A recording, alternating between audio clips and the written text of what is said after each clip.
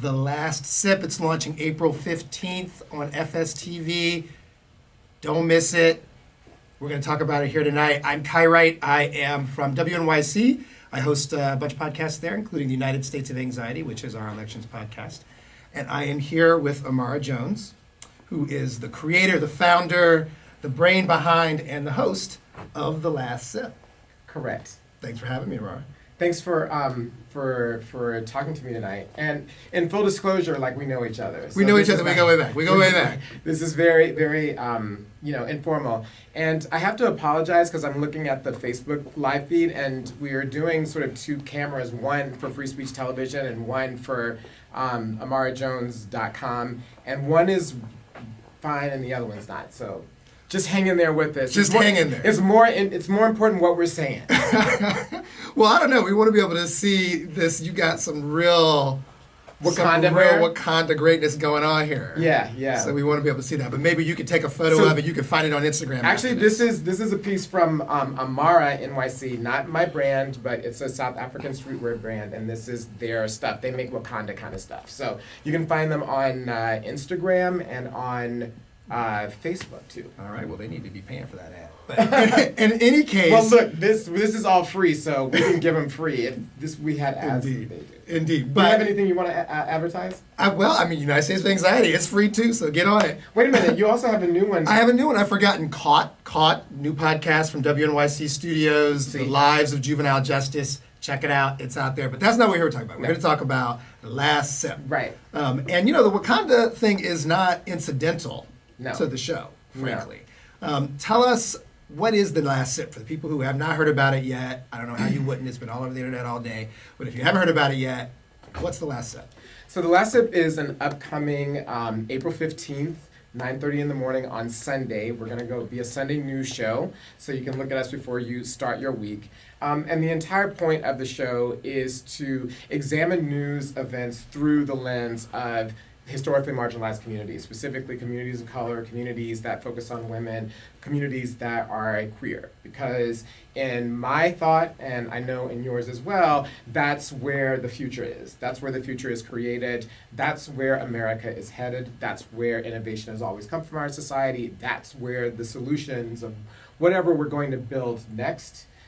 Because one of the things that I believe very strongly is that regardless of what happens to the president or in the White House, that we're not going back to wherever we were, right? The question is, where do we go next? And it's most likely that where that's being created are in the communities that are most under pressure, because the solutions and the problems actually lie in the same place. Well, see, but this is interesting, because I think people would hear you say, oh, this is the future, we are the future, but then look at 45 and say, whoa, it feels like we're going backwards.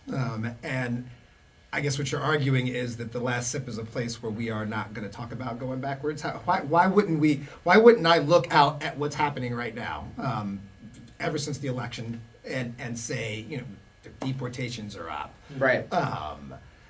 We are... Nazis are marching in the street. Literally. We could go down the list. That's right. There's a white supremacist. There's an unapologetic white supremacist in the White House. Yeah. How can I look at that and say, oh, the future is coming? Well, I'm from Atlanta. I'm from the South. And there's a saying that, a dying mule kicks the hardest. Mm.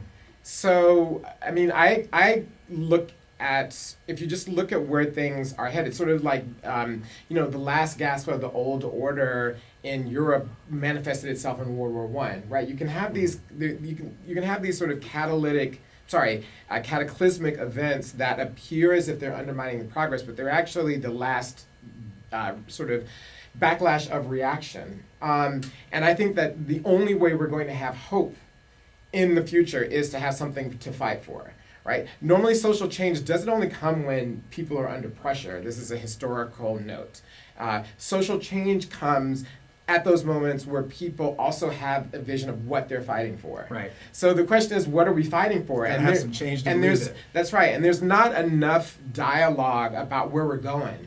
And how we answer really tough questions. I personally think that a lot of what we're hearing now is noise. I think that regardless of what is happening or will happen in the Trump administration and just overall in society, because Trump is a manifestation, regardless of whether or not you agree or disagree with him. We're not supposed to be so biased, but he's a manifestation of the long trends in society, the corporatization of the country, the cheapening of democracy through marketing and social media, quite frankly, a thing that we're using tonight. So he's a manifestation of all of that. But if we're going to have something that's different, what are those other trends that are going on right now that are going to lead us to that place? And where are we going to find them? So I think that is a good segue to what the last sip is actually going to be about. So when you say it's for a conversation with people of color, women, queer people, what does that mean? What do we expect to see on the show? It's everybody who has a different relationship to power, right? Because if you have a relationship to power that is aspirational, you're going to be supporting the established order. And that's true whether or not you're sort of a middle-class black person, right, or bougie black person, or someone else who's a striver, in quotes.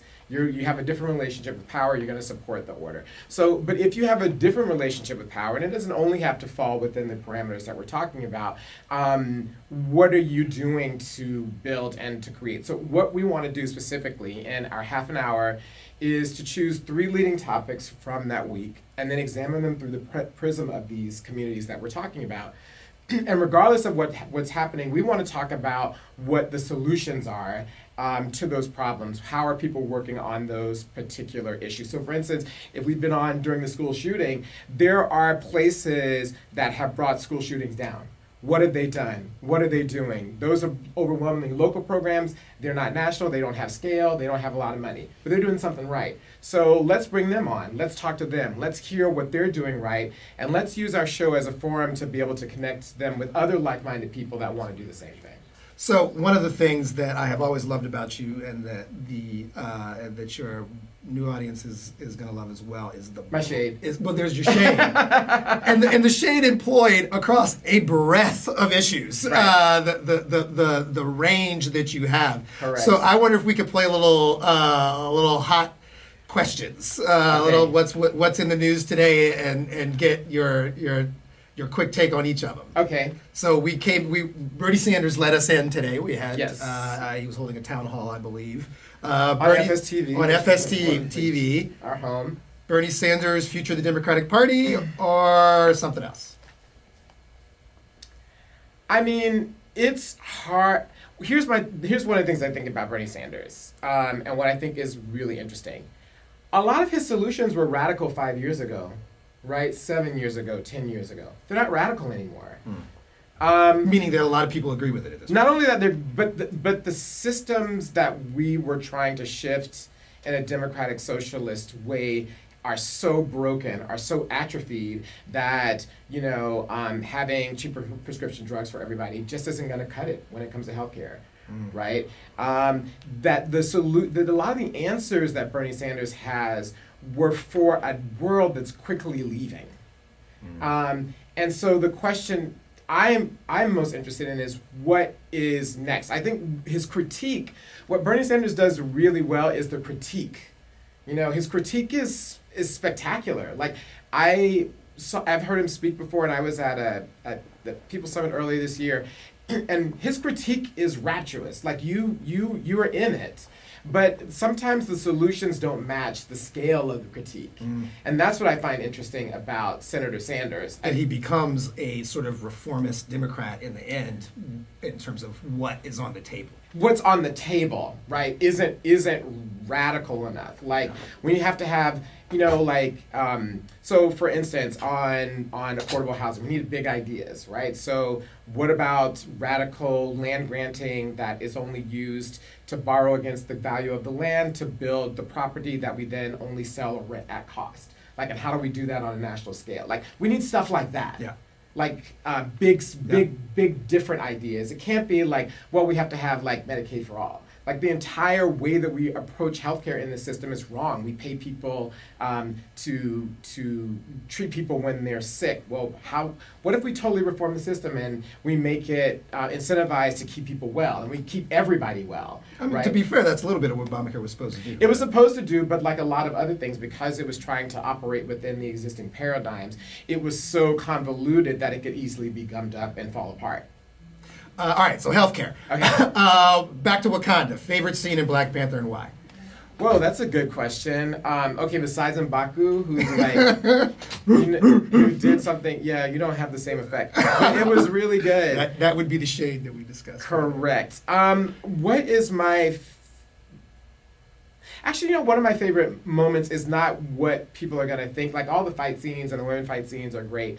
But it was that moment when Angela Bassett was, when her daughter had brought forth the Black Panther necklace, and she turns to Nakia and she goes, "You take it."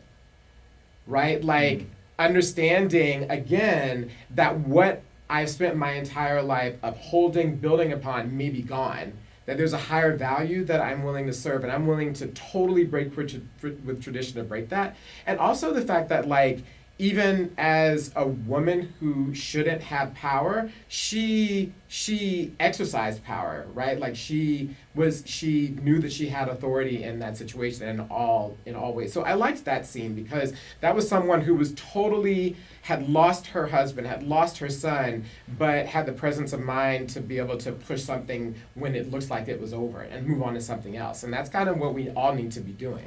Yeah, there's a lot of detail in that movie that you caught that I didn't. You schooled me on the history of how when they forced, what's the guy's name, the creator, the white man who wrote it. Oh, Kirby.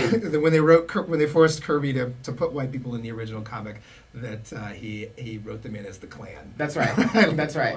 That's right. And Stan and Stanley gets got lots of credit around this, but that's because he's the only one of the two that's alive. It was actually his partner's idea, who championed it, and they came under a lot of pressure to. I mean, it's very interesting when that character was developed. So, moving on, you mentioned earlier that you are a Southern Belle from Atlanta. Okay, New York, L.A., Atlanta, or Joburg, favorite city and why? Of those four. Right now? Right now. Or right now? Well, it's hard. I'm setting you up to talk about Joburg because I know you just went. Yeah, I mean, well, it's a tad unfair, isn't it? Because I mean, New York is like home, and Joburg has a lot of but out of those, Joburg. Joburg. First of all, it's where Coogler went to go base his idea of Wakanda. Right, it's where he went. Whenever they say, "Oh, he went to Africa to do his research," he went to Johannesburg and hung out and stayed out a lot, and as one has to do in Joburg. So Wakanda is based on an actual idea of something that exists. And that's one of the things that's interesting about Johannesburg is that if everyone who's going to go do business in Africa goes through Johannesburg, which means that in the diaspora, in the African diaspora, in the world, for people of color, it's a really important place. And so I was stunned at how many Brazilians were there and how many strong connections there are to Brazil and how many people there are from China. There's this whole new network of places that don't center the West, that don't center the United States, that are working on figuring out new ways to network. And that's what I found really interesting about that. And that's kind of what our show is about, right? How do we develop these new ways of networking and working around these established paradigms? What are some new answers that may mean not necessarily going through central authority, but rerouting around central authority? Getting outside of them all together. Yeah. Are you planning to bring people together as part of the show? What's the community building going to be like around it? The community building has a lot of different aspects. I think one is the kind of like what we're doing, right? Like you're not talking at me and I'm not talking back at you. We're actually engaged in a conversation. So the entire point, my job is to make sure that each week we're actually engaged in an active conversation with the people who are on so that you're pulled in, right? So that you feel like you are sort of a part of that process. So that's one thing. The second thing is we want to be a place where people actively feel like they want to come when they have something new to talk about that they want to share with other people and they want their input. That's a different type of thing than standard punditry, right? Yes. Which is like, I'm going to go on to Sound Smart today. right? And then I'm going to get paid for it, and I'm going to go And home. I'm going to say the conventional things I read in today's Times. Right, exactly, because it's just too hard to keep up, and that's all the rest of it. So what do you got new that you want to talk about? And honestly, that's one of the really good things that you did at Color Lines when you were the editor, and you had brought me on. And a lot Disclosure, of we both worked at Color Lines. You should yeah, still but be he was reading the it. It's boss, so fabulous. whatever. We didn't both work there. He was the boss. It's different when your boss tries to be humble, bragging, modesty. No, so it's one of the things that you did really well, and that has continued to stick with me. When I sent out that tweet today, that Color Lines shaped a lot of my thinking about how to build a program that's focused on news for social change. A lot of it was drawn from that. And the third way is that we partnered with a person whose name is Chris Vaith. Chris and I are actually vocal fellows, so we're in part of the same fellowship class. He has an internet startup site called How to Help, and it's in the proto phase, but specifically what it does is it takes news stories and it tells people how to act on them. It tells them who in the United States is doing similar things, how they can get in contact with them, other things to read. So what Chris is going to do is to build modules around every single one of our, every single one of Chris is our, like, yeah, Chris is sitting at home going, what? Around every single one of our segments so that we have a place to put people and to keep kind of the conversation going. Mm-hmm. So those are the ways in which we're different. Let's talk about you. Oh. There was one of the promotional videos that's circulating now talks about your biography and your life story. I am looking at someone who looks very familiar to me, who I have known for 25 years, but who hasn't always looked this way. No, when we were on the schoolyard 25 years. What are you talking about? I have been around longer than you. Okay. So I remember when you were a wee child. Yeah, me too. And you had a corporate drag going at the time. Correct. But you are going through a transition in life. You are living into who you are. Do you want to talk more about of that who a I little bit? am? That's yeah. right. Yeah. Yes. So I am a trans woman of color. I am in the process of transitioning. Although, like, transitioning is a process. So it started long before I named it, and will continue long after I'm not naming it anymore, because it goes on. So that's one thing. And I think that it's really interesting to have these two big things going on at the same time. Right. It's really interesting to have, on the one hand, putting together a show and getting all the people together and figuring out this, that, and the third, racing from Brooklyn to come talk to you tonight. We're in Manhattan. And so that, and then at the same time to be dealing with this very big personal transformation that involves all these different aspects. There's a governmental piece, there's a medical piece, there's a social piece, there is also, court pieces. There are lots of pieces to identity, and it's one of the things that I'm realizing is just how policed identity is in the United States in ways that we don't think about. And we don't think about how much identities are policed because most people don't move out of whatever their prescribed identity is. But once you try to sort of get out of that, it becomes something that we're focused on. And what's interesting is that the degree to which identity is policed means that what's enforced upon us is conventional thinking. All the time. If you're constantly forced to think about yourself in a conventional way, how can you think anything else? Correct. In a non-conventional way as well. Correct. And so one of the things that I feel is a source of strength for myself is that by transitioning, by moving outside of binaries and constrictions, it actually allows me to think differently and frees me to think even more different. Because I can't be weighed down by conventional even more different and sane, right? I can't, like for me, my transness gives me possibilities. It doesn't mean that I am moving from one straitjacket to another, right? That's how I define it.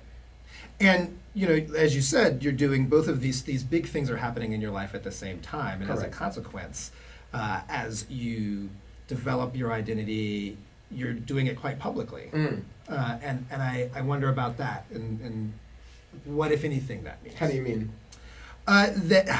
Do you worry about how it would impact you? Do you think how it will impact the show? How will it will shape the show? It will shape the show.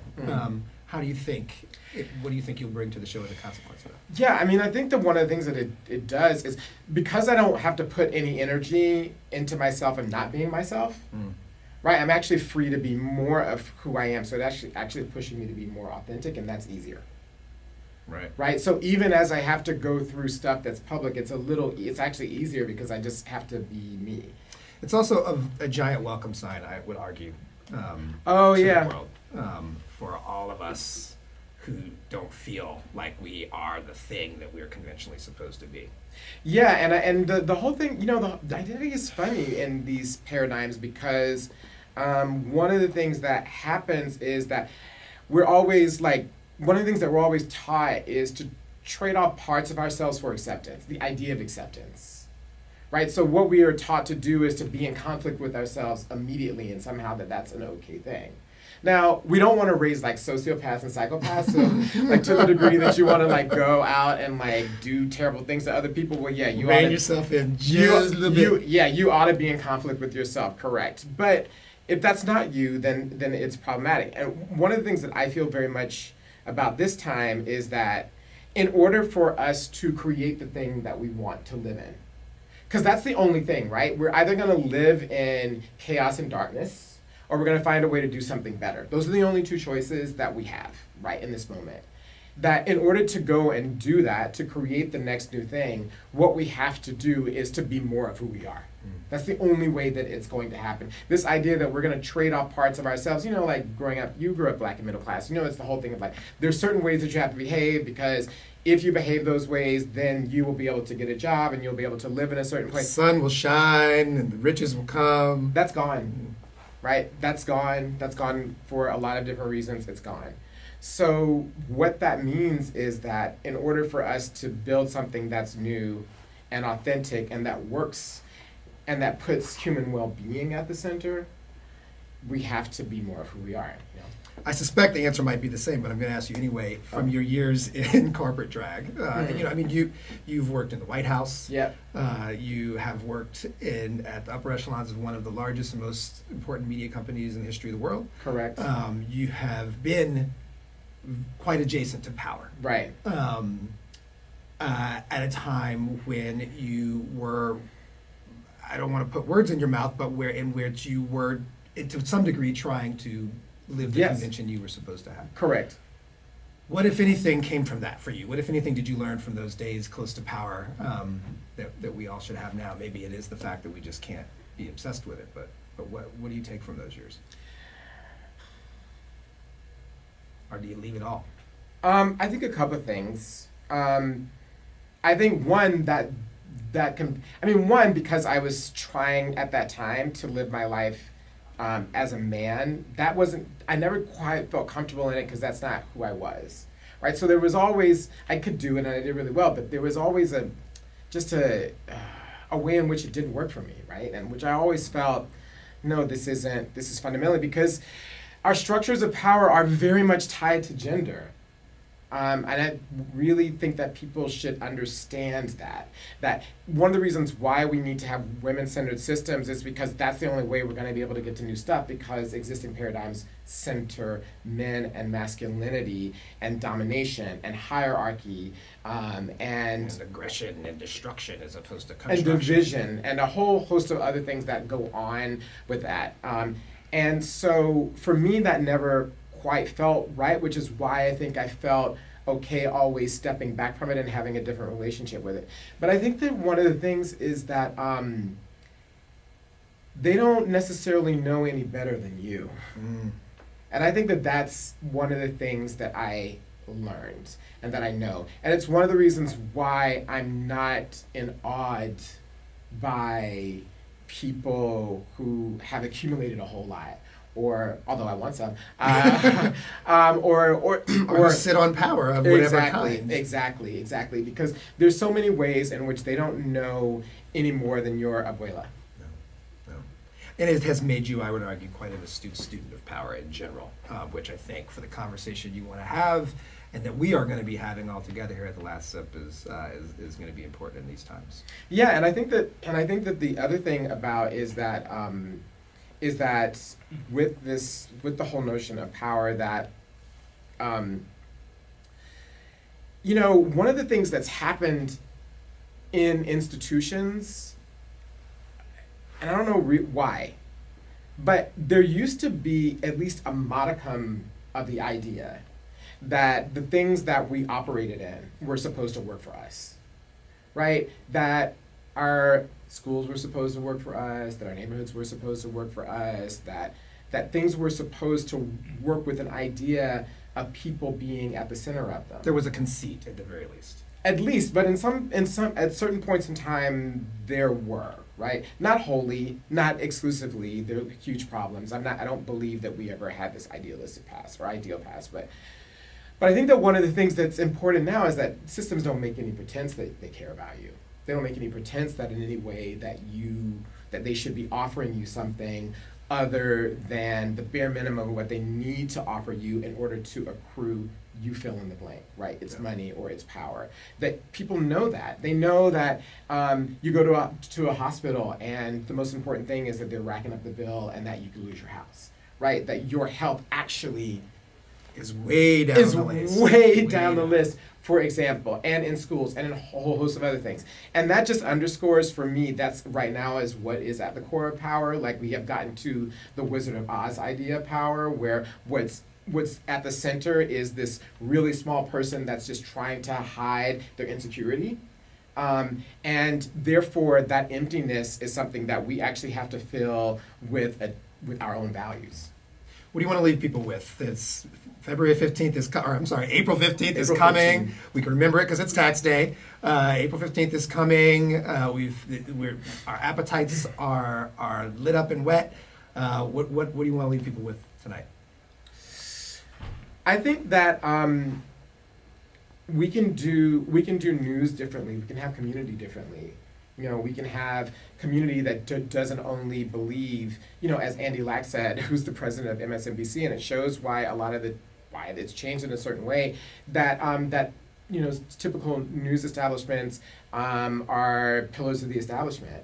Like, we don't have to be pillars of the establishment. That's one of the reasons why it was important for me to be in a place that was nonprofit, that as painful as it was to try to go out and raise the money for this show from foundations, because we need to be able to reimagine kind of ourselves as human beings and our independence as human beings. So what I'm really excited about is what I'm going to learn from the people that are going to come on, the things that are sparked by me, and the things that our audience is going to teach us. That's what I'm most excited about. I'm most excited about the community that we can create around news and information. Because as we've spoken about before, that's actually the way that it's used, right? That we use information as a way of in this society of telling people who's important or not. So what's really important about the New York Times is that it's a community of news readers, and that's how the editors of the New York Times make their decisions, because they're making their decisions for that community. That's right. Right, and that community has been elevated to the idea that it is something, that it is cherished, that it is somehow more enlightened, but it's just a group of people with a certain set of ideals that the editor then decides to serve. That's right. Right? So what we want to do is to serve a totally different audience and to get them sort of excited about possibility and to realize that we can make whatever we want of this time, this place, this world, and we need to just find ways to come together and figure out how to do it. There you have it, folks. The Last Sip with Imara Jones launches April 15th. 9:30 a.m. 9:30 a.m. and every Sunday thereafter. Be there.